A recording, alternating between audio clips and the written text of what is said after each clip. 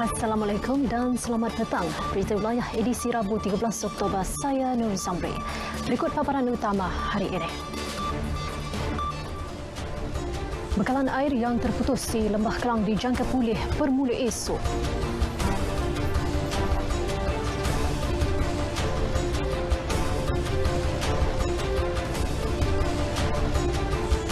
Polis rampas kenderaan rasmi bekas Eskom Melaka.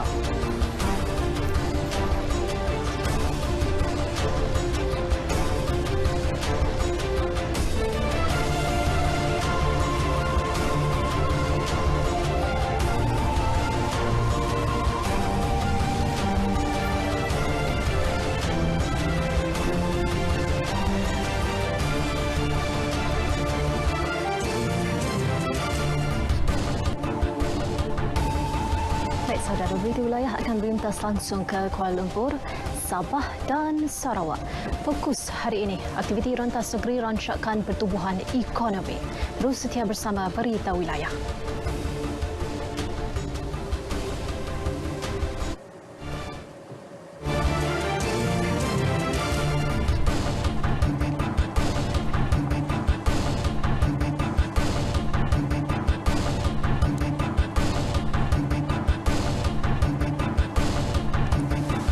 Saudara, air akan mula disalur bermula 5 petang esok kepada penduduk Lembah Kelang yang terjejas bekalan. Ketika ini, kerja selenggara aset utama dipergiat dan jangka siap 11 malam ini.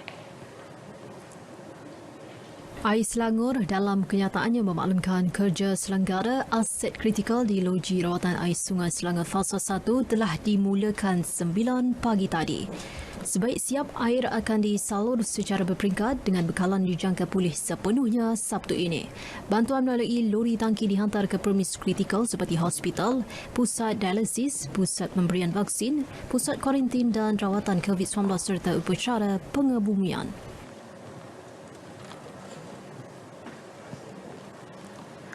Kenderaan rasmi Kerajaan Negeri Melaka yang digunakan bekas Esko yang sebelum ini dilaporkan enggan memulangkannya selepas letak jawatan dirampas. Ketua Polis Melaka Datuk Abdul Majid Muhammad Ali berkata kenderaan tersebut ditemukan di sebuah kawasan kediaman semalam.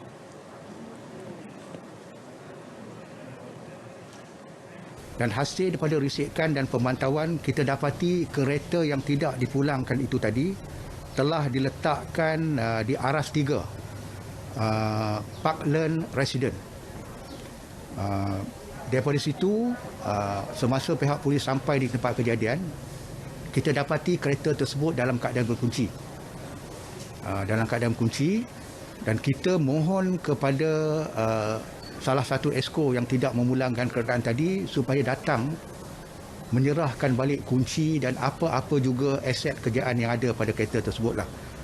Tetapi Esko itu tidak datang, yang datang hanya pemandu dan pemandu dia telah menyerahkan kunci kereta tersebut kepada pihak polis. Tindakan diambil susulan laporan polis dibuat kaki tangan Pejabat Setiausaha Kerajaan Negeri Melaka Isnin lalu.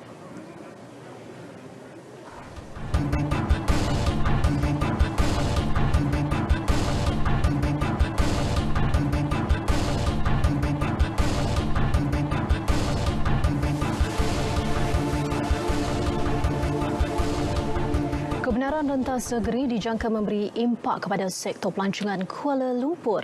Memiliki lebih 70 lokasi tumpuan awam, ia pasti jadi pilihan rakyat seluruh negara. Paparan itu mengisi lintas langsung wilayah barat petang ini bersama Suhail Muhammad Noor. Silakan Suhail.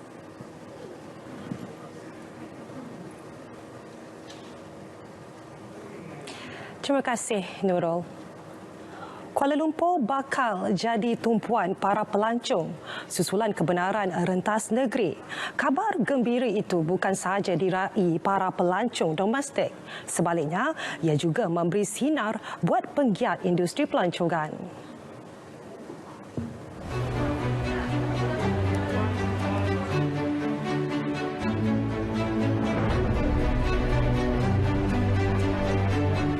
Saya ucapkan terima kasihlah kepada kerajaan kerana membuat keputusan untuk muka semula sektor-sektor seperti sektor pelancongan, sektor penerbangan dan boleh rentas negeri sekarang ni.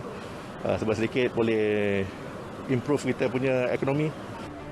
Menurut Presiden Majlis Pelancongan Malaysia, Uzaidi Udanis, kebenaran rentas negeri itu akan meningkatkan kehadiran pengunjung ke lokasi pelancongan. Justru, pemain industri perlu sedia menerima pelancong dari luar negeri ke Kuala Lumpur. Ini kerana lebih 70 tempat menarik boleh dilawati di ibu negara. Antaranya Petaling Strait, The River of Life, Taman Tugu, Menara Kuala Lumpur dan sebagainya. Kuala Lumpur memang banyak tempat-tempat yang menarik, terutama sekali di sini di Menara KL.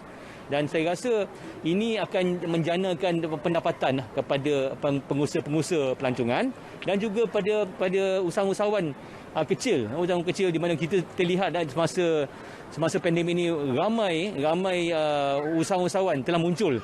Ada yang produk-produk baru, terutama produk-produk makanan, produk-produk makanan yang baru. Jadi ini saya rasa ini satu peluang yang besarlah untuk mereka mengembangkan perniagaan mereka. Pengarah urusan Atmosphere 360 Menara KL, Datuk Seri Megat di Syarimat Datuk Zaharuddin berkata, penggiat industri perlu menyediakan pakej menarik untuk pelancong. Rakan-rakan kami yang lain, operator-operator restoran yang lain juga, saya berharap kita boleh buat kerjasama di mana bersama hotel, we can do a package whereby package yang bersesuaian, package yang economical package di mana they all will also benefit dan juga dapat tour KL, dapat juga melancong kepada Kuala Lumpur dan juga kita boleh support each other. So that's why very important untuk network kita sebagai operator. Bagi merancakkan lagi sektor pelancongan ekonomi, pelbagai insentif akan disalur kepada peniaga kecil yang terkesan COVID-19. Timbalan Menteri Wilayah Persekutuan Datuk Seri Jalaluddin Alias berkata, peniaga terlibat akan diberi bantuan barangan bernilai RM5,000 berupa untuk kembali memulakan perniagaan. Saya sudah sebut di dalam Dewan Rakyat, bagi peniaga-peniaga B40 terutamanya, golongan B40 yang benar-benar terjejas, yang telah kita kenal pasti, yang benar-benar terjejas untuk memulakan perniagaan mereka semula. Bantuan dalam bentuk barangan yang bernilai sekitar RM5,000 akan kita bantu bagi peniaga-peniaga ini. Kerana kita tidak mahu mereka telah menutup perniagaan mereka kerana PKP dan mereka nak memulakan semula perniagaan ini tentunya memerlukan sedikit sebanyak bantuan daripada pihak kementerian. Permohonan boleh dibuat di Dewan Bandaraya Kuala Lumpur atau Kementerian Wilayah Persekutuan. Dalam pada itu, Datuk Seri Jalaluddin mengumumkan tapak niaga kendara saji atau food truck akan dinaik taraf. Perkara itu dilakukan bagi menarik kehadiran lebih ramai pengunjung. Untuk peniaga-peniaga food truck ini bangkit semula bagi menjalankan perniagaan mereka. Salah satu daripada pendekatan yang akan saya lakukan ialah supaya tempat-tempat berniaga-peniaga di mana food truck ini berkumpul, terutamanya tempat malam ini, yang penting bagi kita ialah untuk kita upgrade kawasan ini. Untuk kita naik taraf kawasan ini dengan lampunya, dengan keceriaannya untuk membolehkan masyarakat terutamanya datang ke Kuala Lumpur untuk mengunjungi pusat-pusat ini. Dan ini juga akan membantu peniaga-peniaga untuk melipat gandakan lagi jualan mereka bagi memulihkan ekonomi mereka. Bagi pengarah urusan tapak Urban Street Dining, Syed Muhammad Izmir Syed Amir, pihaknya telah membuat persediaan menerima lebih ramai pengunjung terutamanya dari luar Kuala Lumpur. Ini pun kami memang dah bersedia untuk terima kunjungan daripada pelancong-pelancong ataupun warga luar Kuala Lumpur Selangor. Sebagai contohnya kami di tapak, kami ada sediakan toilet, surau untuk pengunjung-pengunjung yang datang daripada luar. Parking pun disediakan. Daripada segi SOP pula, memang kami dah amalkan SOP daripada awal lagi, daripada sejak kami dibenarkan beroperasi. Dan Alhamdulillah, kalau tengok sekarang ni pun pengunjung-pengunjung di KL pun sangat-sangat mematuhi SOP itu. Rasa menjelang akan datang ni WD Rentas memang akan datang ramai crowd, and daripada situ saya rasa ramailah yang akan membeli dan support kita punya ekonomi sekarang. Sebab orang dah lama dah terkurung kat rumah kan. So this time around, orang akan datang and support bisnes-bisnes kecil ni. Pandemik tidak menghalang pelbagai pihak untuk terus berkongsi rezeki dengan mereka yang memerlukan. Itu dilakukan sebuah restoran nasi kandar terkenal yang meraihkan gelandangan di Pusat Transit Gelandangan Kuala Lumpur, Jalan Pahang. Gelagat dua lelaki bersongkok, berkemeja tip putih dan berkain pelekat mengandar nasi secara tradisional di pusat transit berkenaan mencuri tumpuan. Menurut pengurus Hamidiah Bistro Ampang, Abdul Sukur Said Ibrahim, 180 bungkus nasi kandar diagih kepada golongan kurang berkemampuan. Pada masa sama, Abdul Sukur juga mahu mengembalikan nostalgia cara nasi kandar dijual suatu masa dahulu. Tujuan kami adalah nak bagi rasa nasi kandar asli utara untuk mereka lah, bagi untuk orang yang tak mampu. Alhamdulillah. Jadi buat sementara kita pun ada buat sumbangan-sumbangan untuk rumah-rumah anak yatim asnaf seperti rumah madrasah tahfiz, sekolah tahfiz dan juga untuk orang golongan yang susah. Bila-bila untuk 2 ke 3 hari 1 minggu kita ada bagi nasi kandar lah. Pegawai Operasi Pusat Transit Gelandangan Kuala Lumpur, Said Anas Said Ali menghargai sumbangan sedemikian. Banyak NGO dan juga individu-individu datang untuk menyumbang ke Pusat Transit Gelandangan Kuala Lumpur yang mana 100% makan dan minum di Pusat Transit Gelandangan Kuala Lumpur ini disumbangkan oleh orang perseorangan, NGO, persatuan-persatuan dan juga syarikat-syarikat.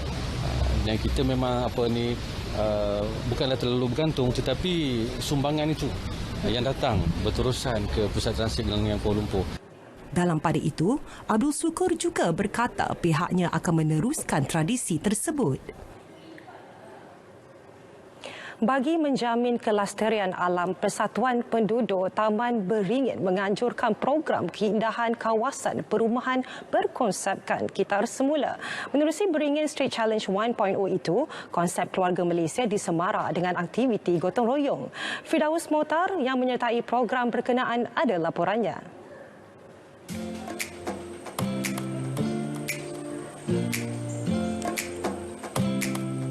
18 lorong menyertai Street Challenge 1.0 di Ibu Negara, khususnya di Taman Beringin ini.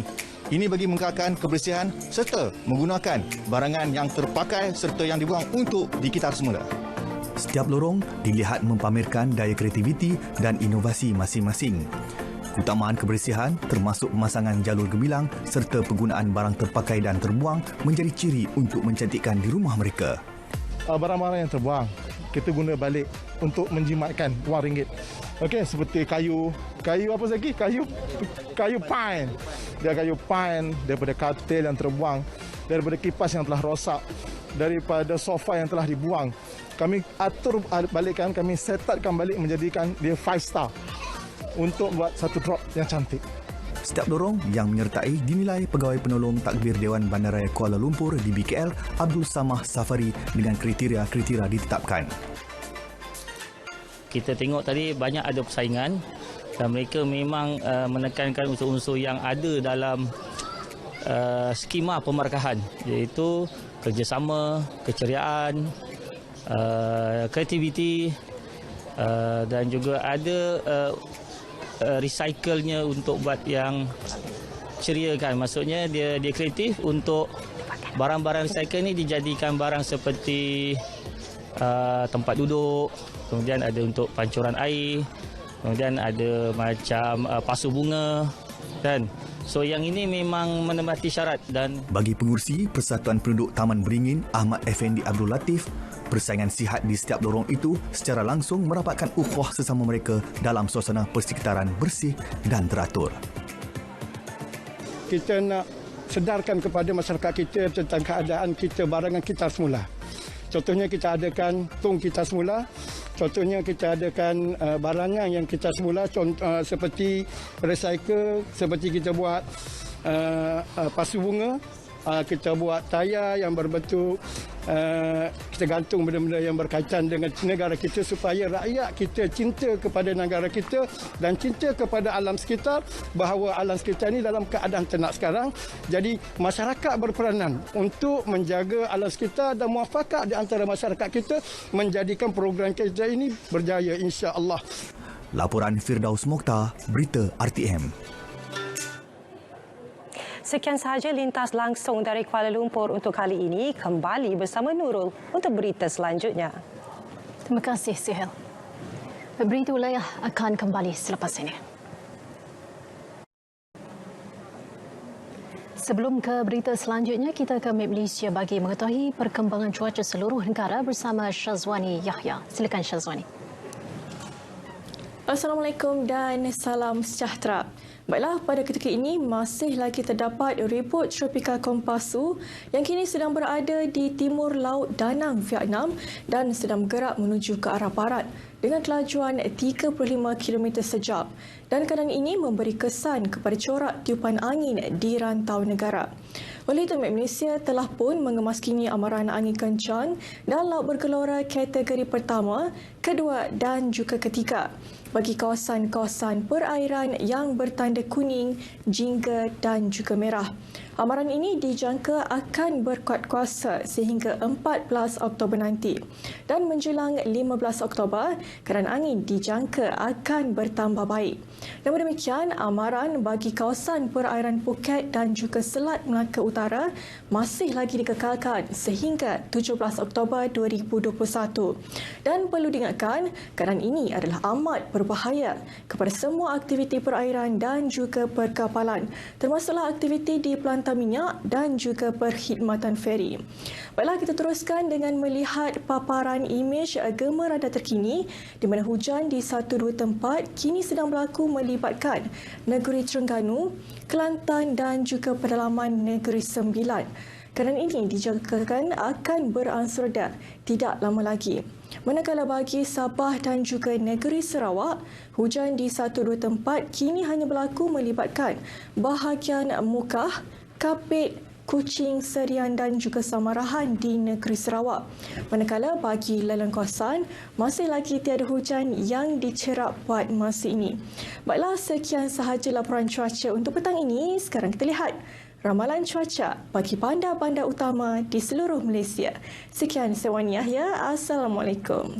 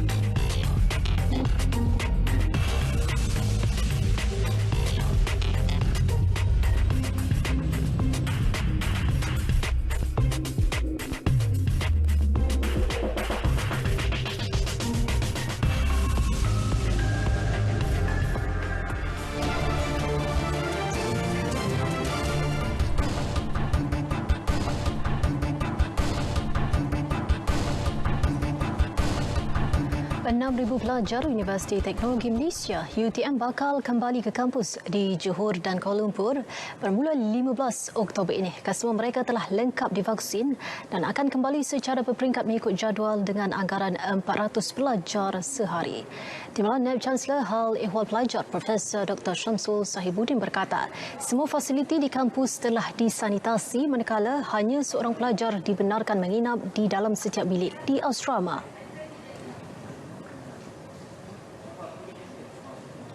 Ada lagi pusat isolasi dan pusat kuarantin. Yang itu memang kita tak pernah tutup. So kalau ada kes sekali-sekala itu kita akan asingkan pelajar yang positif, tidak bergejala di tempat tersebut ataupun yang menunggu keputusan. So itu kita masih mengekalkan 2 blok untuk pelajar-pelajar di kuarantin. UTM juga memastikan semua kaki tangan telah lengkap divaksin sebelum dibenarkan masuk ke kawasan kampus. Manakala Majlis Perwakilan Pelajar UTM pula ditugaskan membantu pihak pengurusan ketika Minggu Mesra Mahasiswa. Penting yang kita boleh baiki dan bantu dari segi itu, dan juga di sudut mungkin RTK dan sebagainya kami akan turut membantulah dari segi itu, di mana kami bertugas untuk memberikan RTK kepada kereta-kereta yang akan lalu ataupun yang pandu lalu lah. Baik saudara, selari dengan suasana norma baharu penggunaan MySejahtera kini menjadi kebiasaan. Orang ramai yang ditemui RTM Negeri Sembilan mengakui ia penting kerana dapat memastikan tahap kesihatan dan status vaksinasi seseorang. Macam saya sebagai pengusaha bengkel, bertanggungjawablah untuk setiap kemasukan pelanggan ke dalam premis kami. Kita akan pastikan apa yang disarankan oleh kerajaan. Ini sangat baguslah. So pergerakan kita untuk mencegah daripada penularan. So baguslah. Kita tahu itu untuk cek diri sendiri lah. Untuk yalah kesihatan kita tahu tahap sama mana, kita sihat tak sihat. So berhati-hati. Kita pun dalam pandemik ni, kita pun tak tahu cara mana lagi kita nak tengok seseorang tu ada simptom ke apa kan. MySejahtera ni lah yang boleh kita tengok dia ada simptom ke ataupun dia low risk dia ke kan. Aplikasi MySejahtera ni memang bagus lah, memang bagus untuk rakyat lah, untuk rakyat kita lah. Kita senang kita nak detect kan, kalau orang yang tak ambil vaksin pun susah kan nak pakai kalau tak ada MySejahtera kan. Elok lah, memang bagus lah untuk MySejahtera ni kalau kita gunakan.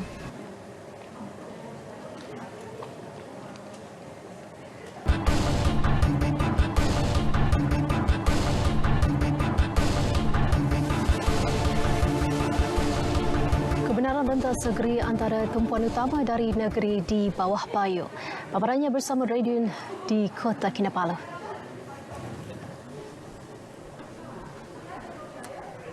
Ya Nurul, kami mulakan dengan berita yang ditunggu-tunggu rakyat Sabah. Bermula esok, kerajaan negeri membenarkan rentas daerah di seluruh Sabah. Manakala kebenaran rentas negeri bermula 1 November depan. Keputusan itu dibuat kerajaan negeri selepas berpuas hati dengan peratusan laporan vaksinasi lengkap negeri Sabah oleh Badan Bertindak Imunisasi COVID-19 yang melebihi 70% setakat Isnin lalu. Ketua Menteri Datuk Seri Panglima Haji Jinor dalam kenyataan berkata, bagi rentas daerah, kebenaran hanya diberi kepada individu yang telah lengkap divaksinasi, remaja berumur 12 hingga 18 tahun yang sudah menerima sekurang-kurangnya 1 dos vaksin dan kanak-kanak di bawah 12 tahun ditemani ibu bapa yang telah lengkap vaksinasi. Sementara bagi kebenaran rentas negeri, kemasukan ke Sabah meliputi lawatan sosial dan pelancongan dibenarkan dengan syarat sama seperti kebenaran rentas daerah. Bagaimanapun, kesemua mereka perlu menjalani ujian COVID-19 RT-PCR atau RTK antibody dalam tempoh 3 hari sebelum perjalanan. Sementara itu, orang ramai yang ditemui di sekitar ibu negeri menyambut baik kebenaran tersebut. Saya berasa gembira lah sebab sudah berapa bulan kita tidak dapat rentas negeri dan akhirnya saya dapat bertemu dengan keluarga saya, pakcik saya di Semenanjung. Jadi dengan kebebasan yang diberikan kepada kita ni untuk rentas negeri, jangan leka dan kita perlu patuhi SOP. Sangat gembira lah apabila kita dapat tahu boleh rentas negeri sudah. Jadi lepas ni boleh sudah merancang pergi jalan-jalan negeri ke luar negeri, dan dalam masa yang sama jangan lupalah untuk sentiasa pakai pelitup muka dan jaga SOP. Sangat bersyukur dan gembira lah dengar pengumuman tersebut sebab lama sudah tidak jumpa family dari Sarawak. Ada anak-anak buah yang kecil lagi sudah besar sikit. Jadi rindu tu sebab dari start first PKP lagi tidak berjumpa. Jadi dengan pengumuman begini, bolehlah kami rancang sudah mau balik Sarawak. Menyambut baik keputusan kerajaan negeri mengenai kebenaran rentas daerah. Selain itu, ekonomi pelancongan dapat dipertingkatkan lagi dengan adanya kebenaran untuk merentas daerah ni. inilah masa yang dinanti-nantikan oleh orang Sabah untuk dapat balik kampung, dapat bereaksi dengan keluarga, dan ini juga akan mengurangkan tekanan dalam keluarga tersebut yang lama terkurung di rumah. Kerajaan negeri menyambut baik rancangan syarikat hartanah terbesar di Taiwan, Xinyi Realty Group, untuk membina sebuah pusat perangiran ekopelancongan mewah bertaraf 5 bintang dianggarkan bernilai lebih 1 bilion ringgit di Pulau Mengalum, Kota Kinabalu. Ketua Menteri Datuk Seri Panglima Haji G. Nor gembira syarikat tersebut memilih untuk melabur di Sabah. Perikutan pelancongan amat penting bagi negeri ini dan sektor tersebut dikenal pasti sebagai antara 3 teras utama dalam Pelan Pembangunan Hala 7 Sabah Maju Jaya SMJ. Sejajar dengan SMJ, Datuk Haji G memberi jaminan kerajaan negeri akan memberi bantuan yang diperlukan untuk memudahkan pelaburan syarikat tersebut. Beliau menyatakan demikian dalam satu kenyataan sempena pertemuan dengan Xinyi Realty Group di Menara Kinabalu. Terdahulu, Ketua Kumpulan Xinyi Chow Chun Chi merakamkan penghargaan kepada kerajaan negeri dan Ketua Menteri atas sokongan terhadap pelaburan dan pembangunan di pulau berkenaan. Katanya pembangunan pulau tersebut akan menyediakan sekitar 2,400 peluang pekerjaan kepada penduduk tempatan dan dijangka membawa 97,000 pelancong ke Sabah setiap tahun. Selepas memperoleh lebih daripada separuh pulau dengan nilai 266 juta ringgit pada 2019, syarikat hartanah ini merancang untuk memulihkan bahagian pulau yang tandus dengan menanam semula pokok di kawasan tersebut dan terumbu karang di sekitarnya yang rosak akibat aktiviti bom ikan. Program Wadah Amal Menteri Tugas-Tugas Khas Sabah bersama Agensi Agama Islam di negeri ini bukan sahaja berjaya mencapai matlamatnya, malah mengeratkan lagi silaturahim antara kaki tangan semua yang terlibat. Menteri Tugas-Tugas Khas Sabah Datuk Muhammad Arifin Muhammad Arif berkata, program tersebut telah menjelajah di setiap daerah bagi mendapatkan maklumat penambahbaikan setiap agensi dakwah di Sabah. Dan mudah-mudahan ada yang boleh kita laksanakan, tingkatkan, dan kita mengambil input-input atau maklumat-maklumat di daerah-daerah dan mana yang boleh kita pertingkatkan untuk keberkesanan dakwah dan sebagainya. Beliau berkata demikian kepada pemberita dalam program Wadah Amal Menteri Tugas-Tugas Khas Sabah bagi daerah Tuaran dan daerah kecil Tamparuli di Masjid Ubudiyah Pekan Tamparuli. Lokasi berkenaan merupakan siri jelajah terakhir program tersebut tahun ini. Program ini menyaksikan penyerahan bantuan bulanan Majlis Ugama Islam Sabah MUIS menerusi tabung zakat untuk asnaf fakir berjumlah lebih 1.16 juta ringgit kepada 401 penerima di Tuaran tahun ini. Turut menerima sumbangan Ibu Pejabat Polis Daerah Tuaran, Pejabat Pendidikan Daerah Tuaran, Masjid Haji G. Nor, Kampung Serusup dan Sekolah Agama Negeri San Tambalang Tuaran. Sementara sebanyak RM115,680 bantuan bulanan MUIS disampaikan kepada 40 asnaf dan fakir bagi daerah kecil Tamparuli bagi tahun ini. Sumbangan turut disampaikan kepada Balai Polis Tamparuli, Masjid Ubudiyah Pekan Tamparuli dan San Tamparuli. Penyerahan disaksikan Menteri Pembangunan Luar Bandar Negeri yang juga Adun Tamparuli, Datuk Jahid Jahim. Ketika ditemui, Datuk Jahid menyifatkan Kementerian Tugas-Tugas Khas telah melaksanakan program berkenaan dengan cemerlang. Iaitu dimasyarakatkan kementerian ini bertemu dengan golongan masyarakat yang memerlukan dan perjalanan mereka itu diberi nilai tambah dengan penyampaian bantuan. Terdahulu, sumbangan MUIS menerusi tabung zakat Sabah disampaikan di Ibu Pejabat Jabatan Bomba dan Penyelamat Malaysia Negeri Sabah di Kota Kinabalu. 5 buah bangunan kedai kayu berusia lebih 20 tahun di Pekan Kimanis Bengawan yang memiliki sejarah tersendiri ranap akibat angin kencang awal pagi semalam. Kejadian malang itu nyata meninggalkan kesan kepada penduduk yang mempunyai cerita dan pengalaman sejak zaman kanak-kanak di bangunan kedai berkenaan. Wartawan Serina Olivia Chong ada perkongsiannya. Hanya sebuah kedai masih beroperasi sebelum bangunan kedai ini musnah ditiup angin, manakala 4 yang lain sudah lama ditutup. Kedai tunggal tersebut diusahakan seorang peniaga wanita yang menjual ikan secara kecil-kecilan dan mengalami kerugian hampir RM3,000. Banyaklah saya punya barang-barang. Dulu kan saya bekas jual makan. Barang-barang yang segala meja, tong-tong ikan tuh yang besar-besar.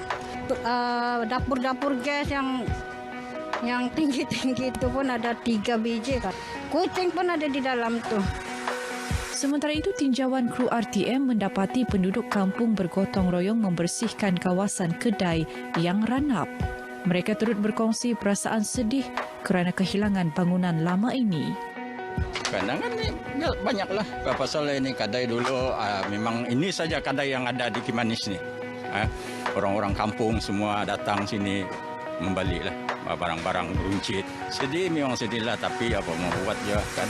Kenangan memang banyak kenangan di kawasan ini. Sebab masa bersekolah memang dari darjah 1 sampai last kali darjah 6 sekolah lama sini. Kawasan ini, kedai ini memang jadi tumpuan kami. Peniaga-peniaga sini banyak, ramah. Memanglah sebab ini legend. Kedai ini kedai legend. Aku ambil untuk bikin kandang ayam ini kayu, bikin store. Sambil-sambil kasih bersih, yang ada yang tidak diguna saya untuk ini besi. Yang bagus tuh bikin atap sikit. Ya memang sedih lah. Terus aku dengar tadi saya terus jalan sini. Sini banyaklah kenangan sini dari kami umur budak-budak. Kami bermain, banyak kenangan manis, kenangan pahit pun banyaklah. Dari orang nenek lah, kedai runcit, sedih jugalah. Sekarang tinggal kenangan saja. Sungguh pun kini hanya tinggal kenangan, namun memori yang pernah tercipta di bangunan kedai ini tetap tersemat utuh dalam sanubari penduduk. Serina Olivia Chong, Berita RTM. Baik, paparan itu tadi mengakhiri perkembangan berita dari negeri di bawah bayu. Terima kasih keluarga Malaysia kerana bersama-sama menjayakan program imunisasi COVID-19 negara. Kembali bersama dengan Nurul untuk laporan lanjut dalam berita wilayah. Nurul. Terima kasih, Redwin.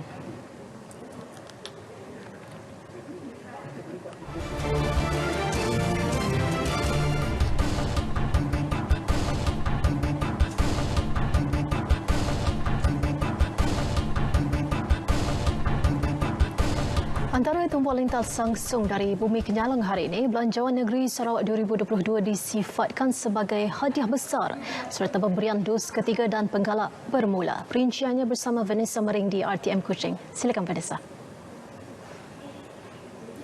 Ya, terima kasih Nurul. Belanjawan Negeri Sarawak 2022 disifatkan sebagai hadiah besar kepada rakyat di negeri ini, terutamanya penduduk luar bandar dan generasi muda.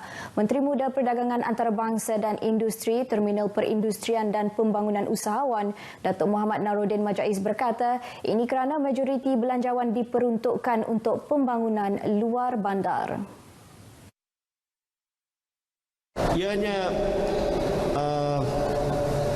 development oriented dan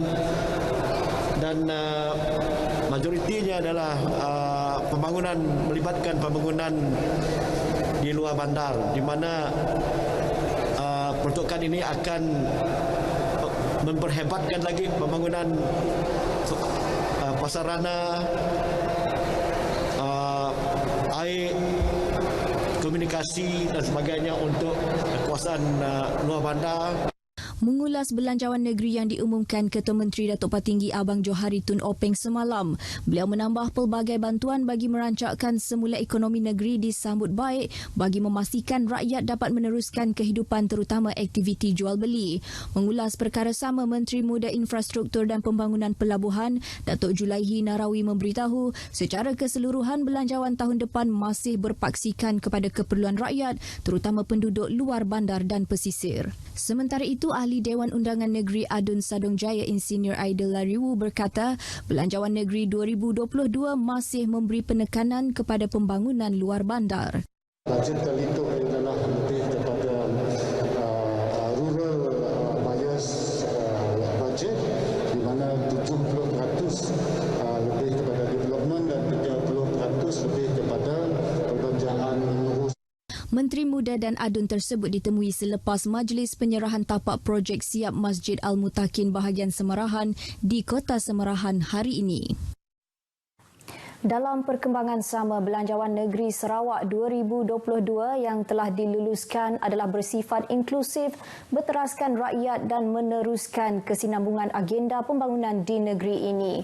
Ahli Dewan Undangan Negeri Adun Tupong Fazruddin Abdul Rahman berkata, belanjawan tersebut yang bersifat pengembangan selain menggalakkan pertumbuhan ekonomi setempat, berteraskan melindungi nyawa dan memastikan kelangsungan hidup rakyat semasa pandemik COVID-19. Adun tersebut mengulas mengenai belanjawan yang diumumkan oleh Ketua Menteri Datuk Patinggi Abang Johari Tun Openg di Kuching semalam. Jelasnya mengikut Seksyen 11 Ordinan Darurat dalam kurungan Kuasa Perlu dalam kurungan Sarawak 2021, belanjawan tidak perlu mendapatkan kelulusan Dewan Undangan Negeri Sarawak kerana kerajaan negeri di bawah pimpinan Ketua Menteri telah mengambil inisiatif untuk mengadakan sesi libat urus bersama semua adun.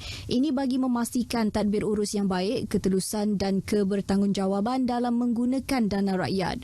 Sejumlah 10.136 bilion ringgit diperuntukkan tahun depan, meliputi 6.6 bilion ringgit untuk perbelanjaan pembangunan dan 4.046 bilion ringgit untuk perbelanjaan pengoperasian. Dalam pada itu, Fazruddin turut menegaskan bahawa kerajaan negeri menyambut baik penyertaan belia dalam proses demokrasi negara melalui pelaksanaan Undi 18. Jabatan Kesihatan Negeri Sarawak memulakan pemberian dos ketiga dan dos penggalak vaksin COVID-19 hari ini. Timbalan Pengarah Kesihatan Negeri Kesihatan Awam Dr. Rosmawati Arifin memberitahu pemberian dos tersebut merupakan usaha untuk memberi perlindungan tambahan kepada golongan rentan yang bermasalah dengan sistem imun. Dalam kenyataan medianya hari ini, beliau menjelaskan dos ketiga vaksin COVID-19 adalah didefinisikan sebagai pemberian dos vaksin tambahan apabila tindak balas imun seseorang di peringkat awal berkemungkinan tidak mencukupi berikutan daripada pemberian awal vaksin secara berturut-turut. Manakala dos penggalak pula merupakan dos pemberian vaksin bagi seseorang yang pada awalnya mempunyai tindak balas imun yang cukup terhadap pemberian vaksin secara berturut-turut tetapi mungkin menjadi semakin kurang dari semasa ke semasa. Jelasnya golongan yang diberikan keutamaan untuk pemberian dos ketiga dan dos penggalak vaksin COVID-19 pada masa ini adalah golongan orang yang mempunyai sistem imun lemah akibat penyakit dengan dianggarkan 11,900 orang, manakala dos penggalak pula diberi kepada 80,300 orang warga emas dan 30,340 orang petugas barisan hadapan. Menurut Dr. Rosmawati lagi, pemberian dos ketiga dan dos penggalak itu boleh didapati di klinik-klinik kesihatan kerajaan terpilih, hospital swasta dan klinik-klinik swasta. Senarai nama klinik-klinik berkenaan akan dimaklumkan kepada orang ramai dari semasa ke semasa melalui saluran media massa dan media sosial untuk memudahkan proses janji temu. Kebenaran rentas negeri yang diumumkan oleh Perdana Menteri Datuk Seri Ismail Sabri Yaakob pada had lepas disambut baik dan mendapat respon positif khususnya golongan pendidik dari Semenanjung Malaysia yang berkhidmat di Sarawak. Bagi Ustaz Muhammad Amirul Amin yang berasal dari Pasir Putih, Kelantan, kebenaran rentas negeri itu membolehkan beliau dan isteri serta 4 anaknya dapat kembali ke kampung pada cuti sekolah nanti. Jadi ini adalah satu peluang untuk kita balik bertemu dengan keluarga yang berada di jauh, berada di negeri yang lain.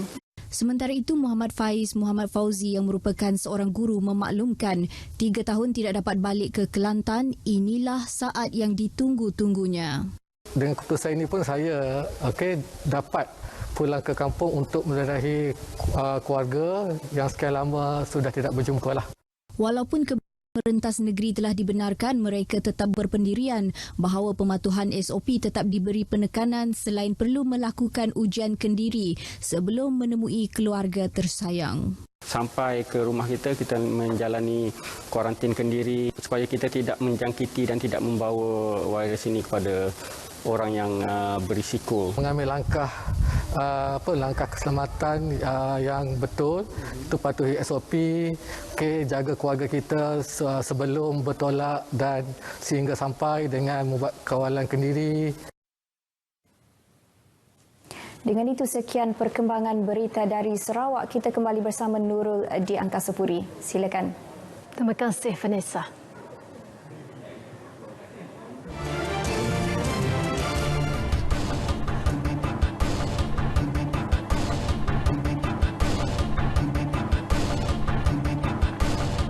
Seorang pengurus syarikat diraman 6 hari bagi membantu siasatan kes kemuka tuntutan palsu RM308,308. Perintah reman ke atas suspek berusia 36 tahun itu dikeluarkan Mahkamah Kuala Terengganu.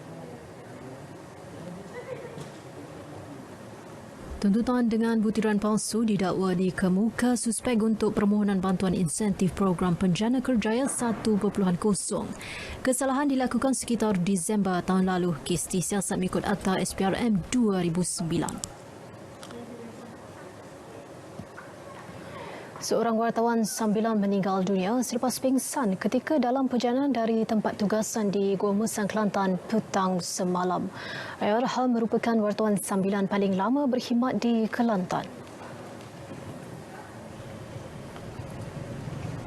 Ramli Ibrahim yang merupakan petugas stesen media swasta itu disahkan meninggal dunia 4 petang semalam. Bedah siasat mendapati Ayarham maut disebabkan masalah jantung. Jenazah selamat dikebumikan di Tanah Perkuburan Islam Rancangan Pemulihan Tanah Sungai Terah pagi tadi. Ramli pernah bertugas di pelbagai agensi berita sejak 40 tahun lalu. 2,300 botol berisi cecair nikotin vape pelbagai perisa dirampas di Rantau Panjang, Kelantan awal pagi tadi. Pegawai pemerintah PGA 7 Superintendent Azhari Nusi menerusi kenyataannya berkata pihaknya menemui 2 lelaki sedang memunggah beberapa kotak ke dalam bot ketika anggota membuat rondaan. Ketika diserbu, suspek bertindak melarikan diri dengan bot serta menyeberangi Sungai Golo untuk ke Thailand. Pemeriksaan lanjut terhadap 6 kotak vape terbabit dipercayai untuk diseluduk ke negara jiran melalui jalan yang tidak diwartakan. Kesemua barang kes diserahkan kepada Kementerian Kesihatan untuk siasatan lanjut di bawah Seksyen 13-A Akta Rajun 1952.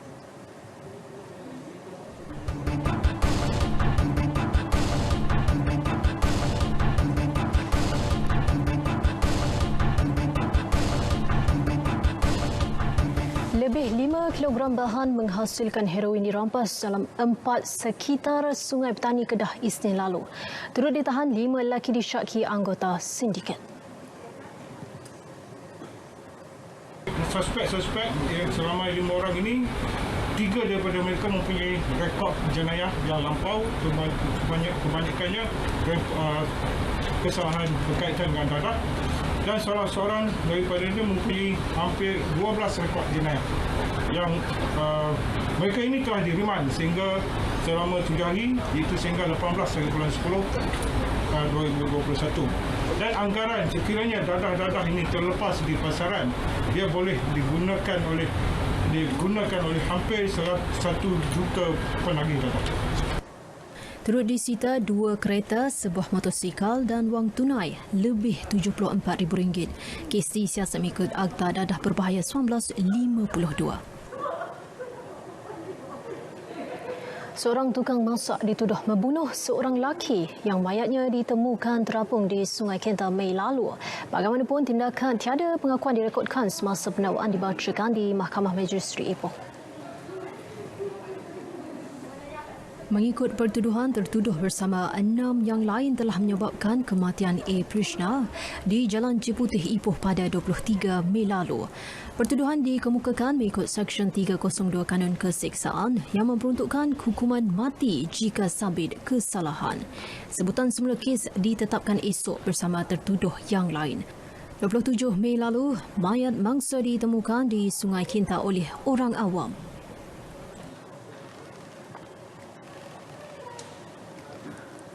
Makmal Komputer Kolej Matrikulasi Aeropolis musnah dalam kebakaran malam tadi. Kejadian bagaimanapun tidak melibatkan mangsa. Penolong Penguasa Bomba Fazil Akmal Abdul Majid memaklumkan panggilan kecemasan diterima pukul 10.30 malam. Setibanya di lokasi, mereka mendapati kebakaran melibatkan makmal bersaiz 1,600 kaki persegi. Api berjaya dikawal kira-kira 11.20 malam. Insiden mengakibatkan 90% daripada promis musnah. Punca kejadian dan anggaran kerugian sedang disiasat. Bekalan ikan di seluruh negara sepanjang fasa peralihan monsun timur laut dijangka berkurangan. Bagaimanapun, bekalan itu dijamin mencukupi. Sebagaimana di tahun-tahun yang sebelum ini, kita tidak berhadapan dengan krisis sebab stok penimbal kita mencukupi. Jika masih lagi berlaku kekurangan, kita akan buka import supaya ikan import secukupi akan bertambah. Dengan cara itu, kita belum lagi berhadapan dengan krisis sebagaimana kekurangan ayam. Beliau ditemui selepas mengagihkan bantuan kota ikan berinsulasi dan penyerahan surat tawaran program khas Perumahan Nelayan Persatuan Nelayan Kawasan di JT Kampung Menteri Kuala Sepetang. Fasa peralihan monsun timur laut yang lazimnya diselami dengan ribut petir, hujan lebat dan banjir kilat di negeri-negeri pantai barat termasuk Kedah menandakan berakhirnya monsun barat daya. Justru persediaan rapi kemungkinan banjir dan tanah runtuh sedang dirancang Jabatan Kuasa Pengurusan Bencana Negeri Kedah bersama agensi-agensi seperti Jabatan Kebajikan Masyarakat Bomba APM, PDRM, Tentera, MKN, Rela, Malaysia dan NADMA. Butirannya bersama Rusiah Abdul Hamid. Esko Pembangunan Wanita, Keluarga dan Masyarakat dan Kebajikan Kedah, Halimatun Saadia Saad berkata, sejumlah RM1 juta diperuntukkan untuk persediaan menghadapi banjir.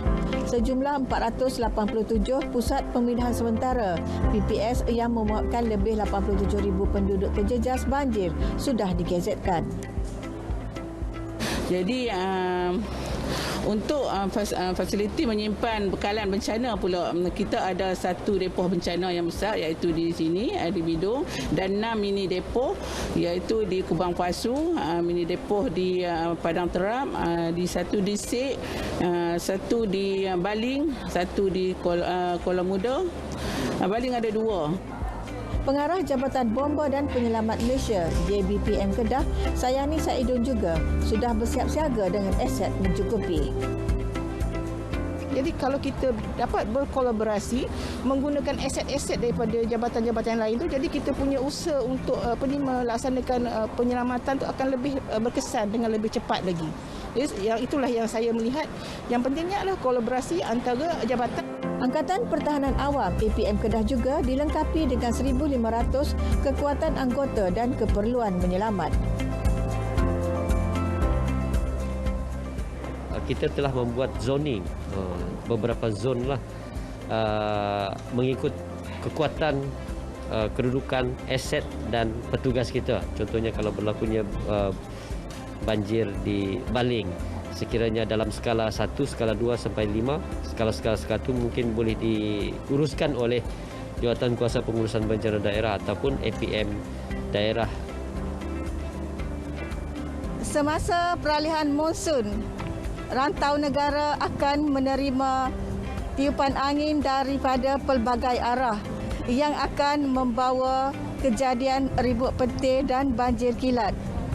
Justru Met Malaysia sebagai Jawatankuasa Pengurusan Bencana Negeri bersama dengan agensi-agensi lain sentiasa bersiap siaga bagi mengurangkan risiko bencana termasuk kehilangan nyawa.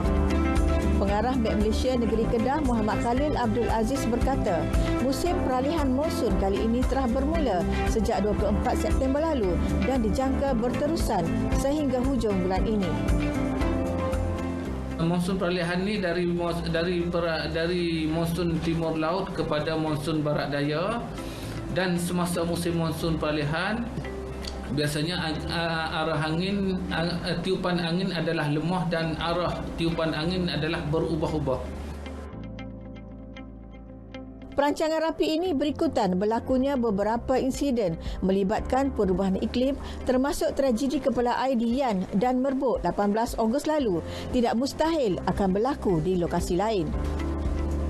Rusia Abdul Hamid untuk Berita RTM.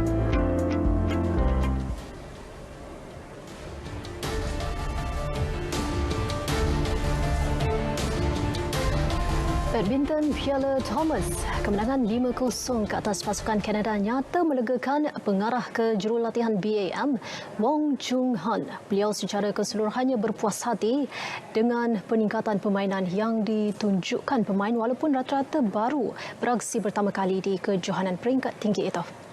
Ditemui selepas tamat perlawanan bertemu Kanada, Chung Han berkata meskipun terdapat beberapa kelemahan, pemain cepat memperbaiki dan menyesuaikan diri dalam perlawanan. Bagi saya satu pendekatan yang bagus dan juga satu ability yang baguslah bagi saya kerana mereka dapat mengatasi ini rasa cemas dan juga rasa jittery itu. Bagi saya nampak melalui game match ini mereka boleh lebih bersedialah untuk match yang akan datang. Ya. Dalam aksi pertama, Lee Zijia menerima tentangan sengit Brian Young di set pertama sebelum menang 21-18.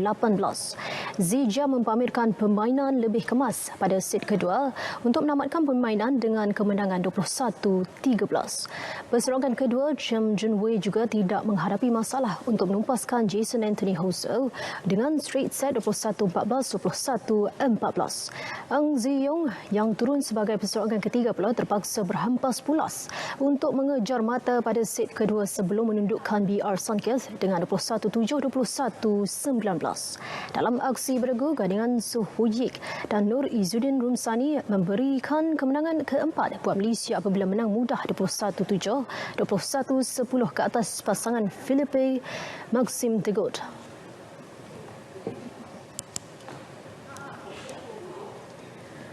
Sukan berbasikal kini jadi fenomena dalam kalangan rakyat Malaysia. Aktiviti itu semakin popular terutama sejak pelaksanaan Perintah Kawalan Pergerakan yang menghadkan aktiviti riadah dan sukan secara bersentuhan. Ikuti bikinan disediakan wartawan Jaya Prabu Pala Subramaniam. Seakan pisang goreng panas, penjualan basikal di Kuantan Pahang meningkat mendadak. Sebab tahun lepas pun macam ni ke? Tahun ni itu PKP tak boleh buka. Kita balance lah. Semua permintaan tinggi lah. Mountain bike lah. Dengan road bike semua tu. Semua ada lah. Aktiviti berbasikal juga dibuktikan boleh menjadi terapi apabila mampu mengurangkan tekanan. Dengan berbasikal juga ya, berkayuh ada yang buat pada waktu pagi, pada lewat petang, ada juga yang berkayuh pada waktu malam ya. Melalui berbasikal pada waktu demikian ya, hembusan udara yang segar pada waktu itu meningkatkan lagi daya konsentrasi dan daya kepekaan seseorang itu. Ya, dengan ini seseorang itu lebih fokus ataupun dia rasa mood dia lebih baik dan rasa lebih tenang. So dengan kata lain, mood itu dapat diperbaiki. Apa yang berlaku pada waktu itu ialah hormon endorfin telah pun dilepaskan yang menjadikan seseorang itu lebih positif dengan kehidupan hariannya. Jadi kita lebih rasa tenang, lebih rasa kurang stres. Peminat sukan berbasikal menjadikan aktiviti itu cara untuk lari sementara daripada tekanan. Bagaimanapun, mereka memandang serius faktor keselamatan memandangkan aktiviti itu perlu dilakukan di atas jalan raya. Bila orang kata terlibat dengan aktiviti kayuh ni, paling utama kena faham daripada sudut peraturan jalan raya itu sendiri. Peraturan jalan raya, laluan mana kita nak ikut dan siapa yang orang kata paling biasa berkayuh. Maksudnya dia boleh guide kita. Yang penting sekali aspek keselamatan itulah. Macam untuk beginner, kalau dalam kumpulan ataupun dalam grup, pastikan penjarakan tu sesuai. Lepas tu orang kata tengok jugalah selain daripada jalan kan, keselamatan lubang dan sebagainya, kenderaan-kenderaan, terutamanya kalau kita pergi ke Sungai Lembing, kenderaan banyak, lepas tu pun orang pun ramai. Di situ maksudnya ada kena saling hormat menghormatilah untuk rider dan juga orang lain. cari orang-orang yang berpengalaman dalam bidang basikal, orang-orang yang dah biasa dengan basikal, dan mereka secara tak langsung dia orang akan ajar kita macam mana cara berkayuh dengan selamat, macam mana cara kita nak ikut belakang, macam mana cara kita berada dalam kelompok yang selamat. Sesuai untuk semua peringkat umur, aktiviti berbasikal boleh dilakukan bersama seisi keluarga, rakan-rakan dan juga secara solo. Pendedahan tentang sukan berbasikal kini di ujung jari apabila lebih ramai penggiat YouTube berkongsi pengalaman kayuhan mereka selain memberi tunjuk ajar tentang cara pemilihan basikal yang sesuai dengan cita rasa dan minat masing-masing.